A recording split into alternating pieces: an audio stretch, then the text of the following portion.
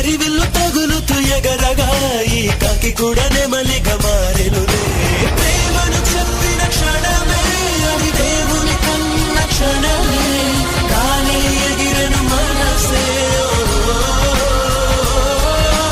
ప్రేమను చెప్పిన క్షణమే అది దేవుని కన్న క్షణమే, కానీ ఎగిరను మనసే. నింగి తగిలిను పదములు రెండు పక్షులాయను వేళ్ళ చివ